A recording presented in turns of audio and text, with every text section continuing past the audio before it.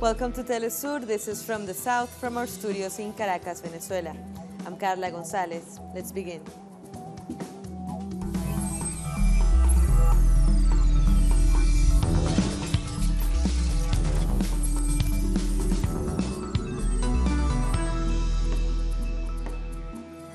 For the first time in Argentina, a court has recognized that forced abortion is a separate crime against humanity. The trial dealt with the case of Silvia Supo, who was kidnapped by the military dictatorship in 1977 and held in a secret prison. There she was raped, she was pregnant, and was forced to abort. Silvia spent 33 years seeking justice, but after giving testimony in an earlier trial in 2010, she was murdered. Citizens have rallied to remember her. Let's listen to some of her testimony in that earlier trial.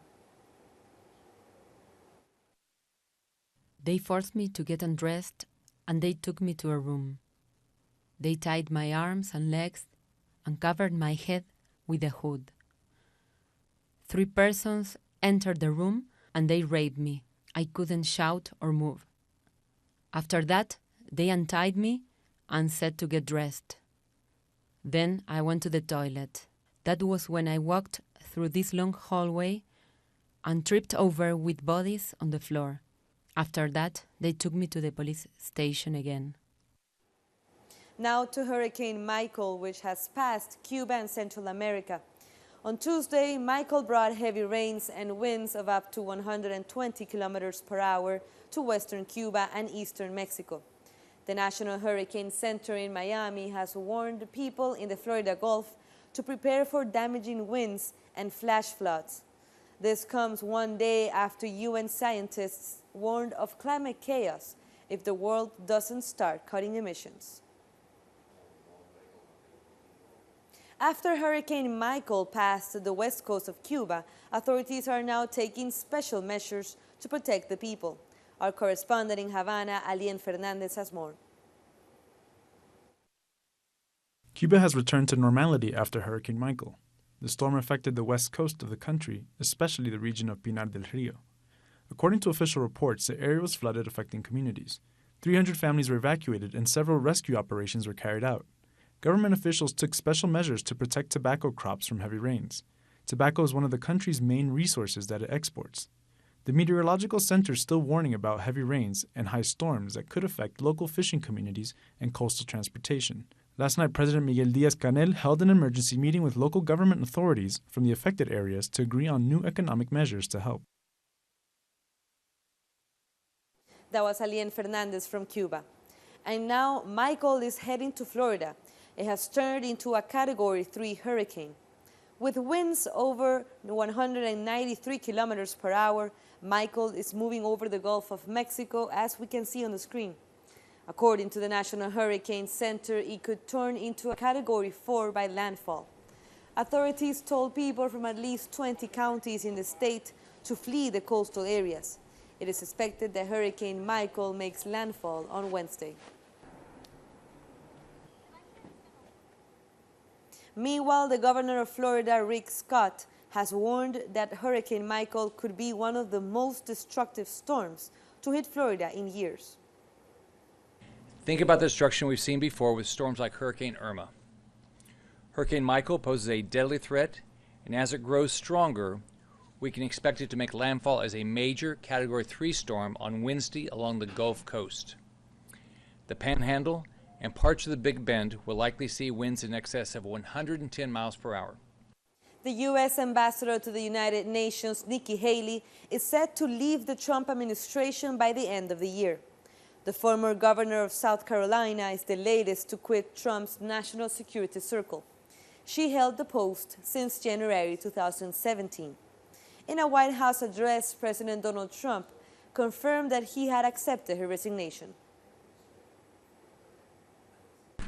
But I just want to let you know, so at the end of the year, Nikki will be leaving and will be in constant touch. I know that whenever you have any ideas, you can call me because you know all the players. Thank you, Mr. President. It's been an honor of a lifetime. And I will say this, for all of you that are going to ask about 2020, no, I'm not running for 2020. I can promise you what I'll be doing is campaigning for this one. Guatemala's former Vice President Roxana Baldetti has been sentenced to 15 years in jail on conspiracy, fraud, and influence peddling charges. She was convicted for authorizing a payment of almost $18 million for a chemical formula known as magic water to clean Lake Amatitlan. But an investigation revealed that only $2.7 million were paid, and the chemical was nothing but a mix of salt and water. Baldetti could also be extradited to the United States on drug trafficking charges. Our correspondent in Guatemala, Mario Rosales, has more. Former Vice President Roxana Baldetti has been sentenced to 15 years and 6 months in prison.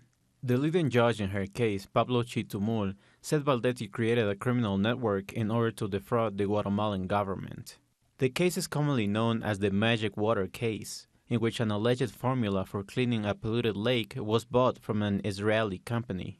However, chemical examinations found out that the formula was nothing but water mixed with salt. Baldetti is believed to have stolen nearly $3 million under this scheme. This is the first time a former vice president has been convicted. She was found guilty of fraud, criminal association, and influence peddling. That was Mario Rosales from Costa Rica. And coming up, we have more stories. Meanwhile, you can follow us on Twitter at Telesur English and my personal account at Carla G. Telesur. We'll be back.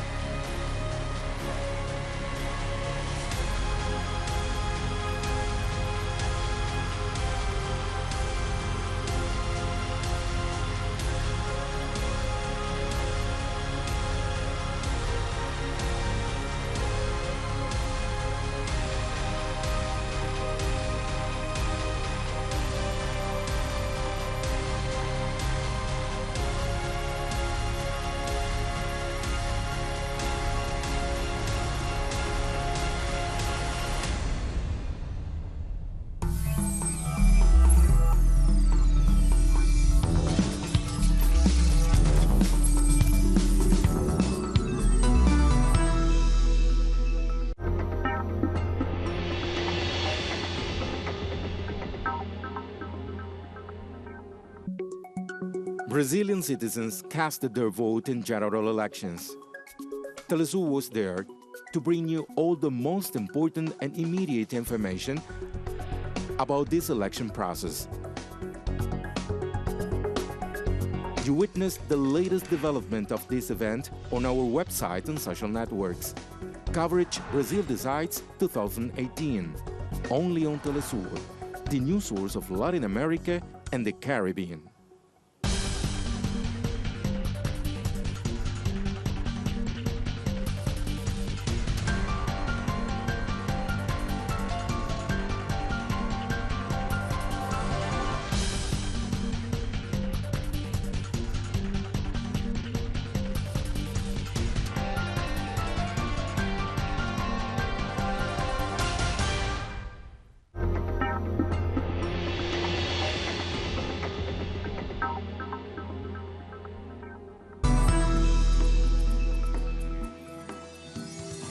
Welcome back.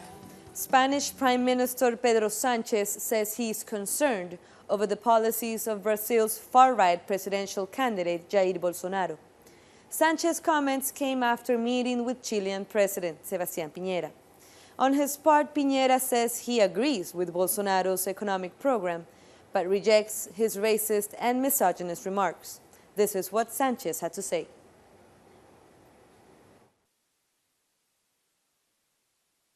Whatever the result of the election in Brazil, we hope that the government of Brazil will adhere to their international agreements and go beyond just the act of signing agreements, and to perpetuate an intergenerational commitment, which I think is fundamental. It is an enormous concern to announce that a country like Brazil could leave the Paris Agreement when the day before yesterday the UN panel of scientists alerted us of the immediate consequences of global warming and that we need to take urgent and drastic measures. Brazilian presidential candidate Fernando Haddad says he's reaching out to different political parties. The Workers' Party candidate said it's a central part of his strategy for the runoff election on October 28th. Haddad has been meeting with party leaders in Sao Paulo to discuss the next steps on his campaign. On Sunday, he came 17 points behind Jair Bolsonaro in the first round. This reshaping of the field is very important for us, so we've been in contact with Ciro Gomez and his team. With the leadership of the PSB, the Socialist Party, with PSOL too, which has already given us their support. To form this coalition for freedom, for democracy, and for social rights, we haven't contacted the PSDB yet. Now to the Caribbean.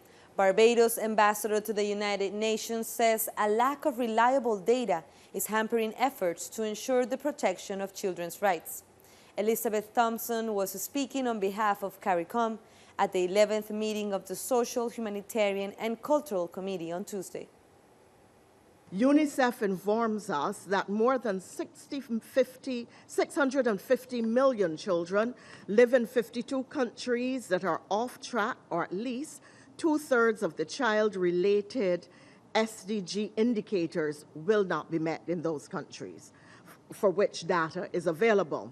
And over 500 million children live in 64 countries that lack sufficient data for useful assessment of their status. To have sustained progress, reliable data is needed, including in the CARICOM region. Moving along. At least 15 people have died and more than 300 others are injured in Haiti after an earthquake struck on Saturday. According to the head of the Civil Protection Agency, the 5.9 magnitude earthquake destroyed around 40 houses. Search and rescue operations continue in the northern part of the country. A 7.0 magnitude earthquake wrecked the capital, Port-au-Prince, in 2010. Residents in the Mexican city of Ecatepec are shocked after the arrest of a couple who allegedly killed at least 20 women. The couple was caught burying human body parts. They have admitted to the murders, and the man also said that he raped some of the victims and sold their body parts. People in Ecatepec demand action over violence against women, since over 300 women and girls were murdered last year in Mexico State, where the city is located. Personally, it has really disturbed my nerves that we have such a bad people around, and to think that here it happens and it is so normalized that it can be behind you. It's very sad. It's very sad to know that there is such an evil so close. We continue in Mexico, where the country has officially launched a national search system for missing people due to violence. This comes after people complained about the delay of its implementation announced over a year ago. The system will allow to create special search units in the country's 32 states. It is estimated that around 37,000 people are disappeared in Mexico. The first thing that has to be done is to have a record of how many people are actually registered as missing in the country. The government is not fulfilling its obligation of handling and preventing those thousands of cases of missing people that have taken place and are taking place in Mexico. 94 Venezuelan migrants in Peru are awaiting to return to their country as part of the Return to the Homeland plan. The permission to fly through Colombian airspace was suspended, and authorities are investigating the reasons.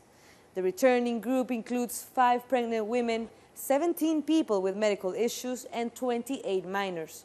Under this government plan, 564 citizens have returned to Venezuela from Peru. Also in Peru, President Martín Vizcarra has called on citizens to reject one of the constitutional reforms that he was promoting himself. Vizcarra says Congress has distorted the original proposal to reestablish a bicameral Congress. The reforms will be voted on December 9th. On the fourth reform, on the restitution of the bicamerality of Parliament, we say no, as it has been proposed by Congress. It has distorted the project that we've proposed. We're very respectful of the separation of powers. We're very respectful of institutionalism. So that's why the four constitutional reform projects that we have received today will be submitted to a referendum so that the public can weigh in. President Vizcarra had threatened to close down Congress if it failed to agree to send his four anti-corruption reforms to a referendum. The changes include regulating the financing of political organizations, a ban on the immediate reelection of members of parliament, a reform to the appointment of judges, and the return to a bicameral Congress. We'll take one last short break, but stay with us. We'll be back after this video.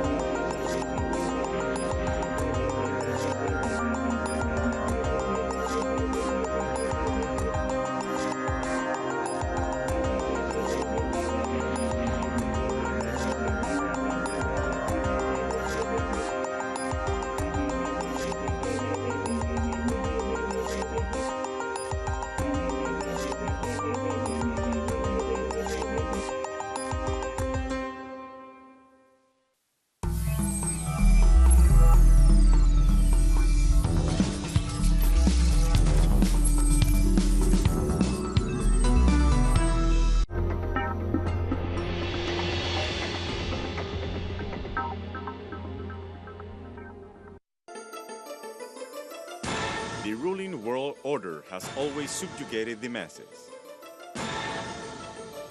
But who are the actors behind every move? What are their real interests?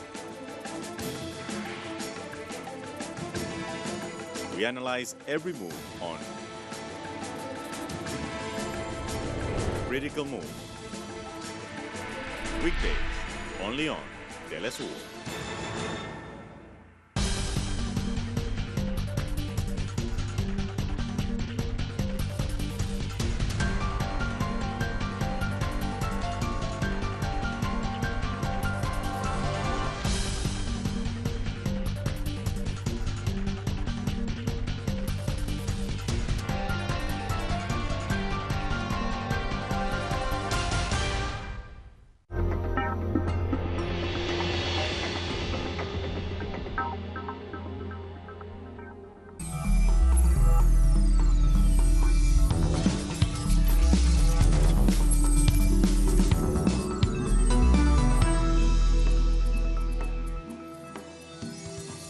Welcome back.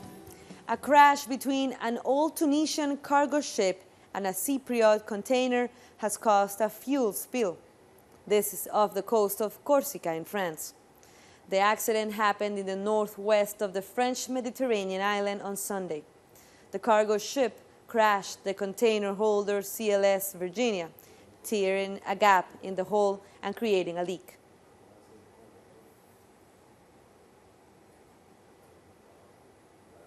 UN experts have called on Turkey and Saudi Arabia to conduct independent investigations into the disappearance of Saudi opposition journalist Jamal Khashoggi. The spokesman for the Turkish Foreign Ministry, Hami Aksoy, reported that Turkey received permission from Saudi Arabia to conduct an investigation at its consulate in Istanbul. Last Wednesday, the Turkish Arab Media Association reported that the columnist from the Washington Post disappeared after entering the building of the consulate in Istanbul. We call for cooperation between Turkey and Saudi Arabia to conduct a prompt, impartial, and independent investigation into the circumstances of Mr. Khashoggi's disappearance, and to make the findings public.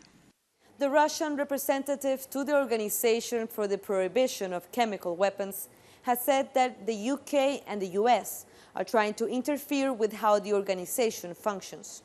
Speaking at The Hague, Alexander Shulgin said moves by Washington and London represent an attack on the UN Security Council. Syrian Deputy Foreign Minister Faisal Mekdad denounced attempts by the US, France and the UK to politicize the work of the OPCW. Greece has created safe zones in refugee camps to safeguard teenagers between the ages of 16 and 18, but limited space within the camps makes looking after all minors impossible. According to a United Nations Children's Agency official, the situation concerning minors is very worrying. The vast majority of the children are deeply traumatized. Many have lived through war and have had to flee their homes. They have survived, but now find themselves living in horrible conditions with no end in sight. For many children, they simply cannot cope. It's even worse for children who arrived in Europe without an adult relative. Authorities estimate there are around 3,000 to 5,000 unaccompanied minors, but the lack of accommodation forces teenagers to sleep on the streets or be detained in police stations despite the fact that they have committed no crimes. Before I was in the Athens with my friends, and I don't have a papers, and police catch me, then go the jail, and after I come in here. Because I am minor, I don't have a papers and family. And here I have one organization, ARSIS, for minors. ARSIS has created safe zones in various refugee camps. Eleni Pisas is the person responsible in Tebas. The initial goal of safe zones was to accommodate minors for a brief time only.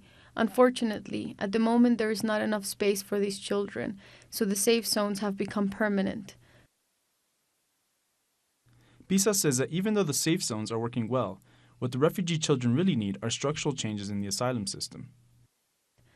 The first thing to do is enroll them in school. Their main problem is dealing with asylum requests.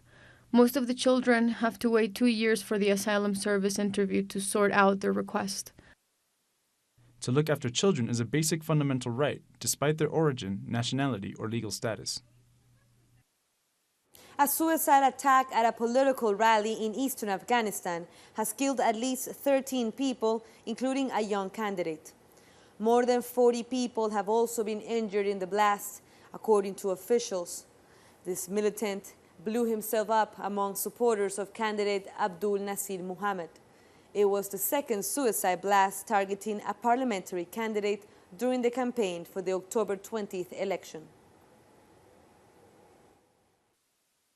Several of the wounded are in a serious condition, but they are being transferred to the main hospital for better treatment.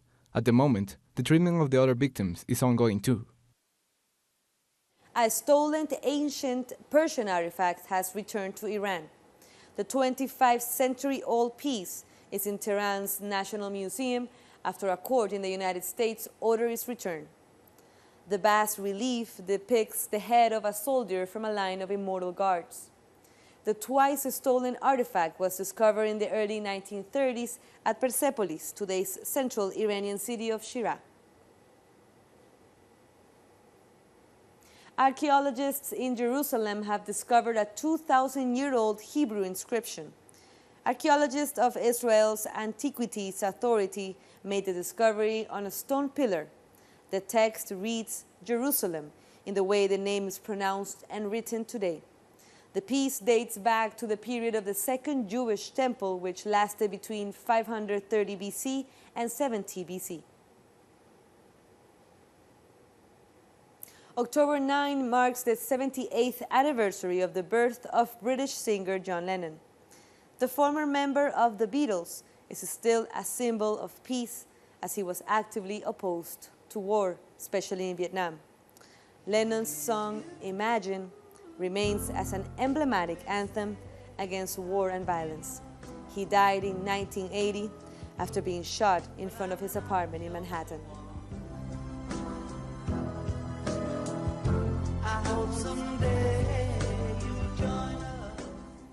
Now to Senegal, where the capital Dakar has been confirmed as the host of the 4th edition of the Youth Summer Olympic Games in 2022. The decision was made by a unanimous vote at an International Olympic Committee session that was held in Argentina by the president of the organization, Thomas Bach. After the announcement, the deputy director of the Olympic Games, Christophe Duby, called it a historic moment and great news for the entire African continent. 3 locations will host the event: the capital Dakar, the city of Diamniadio, and the Sali region area. A 50,000-seater stadium will be constructed as part of the Senegal government-backed project. First, let's celebrate the fact that the Youth Games are going to Senegal, Dakar 2022. And that's a first, as you heard the President mentioning the historic moment that we all witnessed this morning. And now we've reached the end of this news brief. For this and many other stories, you can find them on our website at telesurtv.net/English. You can find all the latest information on what's going on in Latin America, the Caribbean, and Africa as well, so go check it out. Be sure to follow us on social media.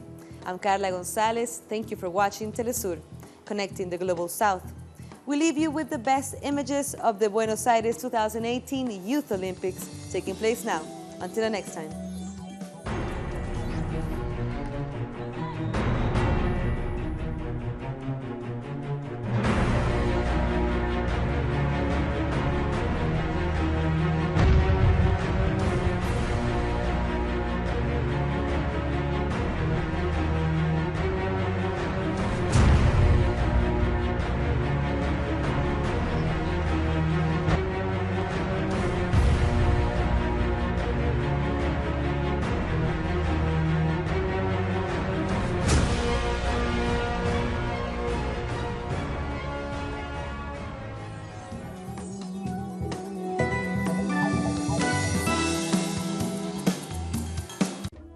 An occasion to enjoy the cultural diversity that defines our South American essence.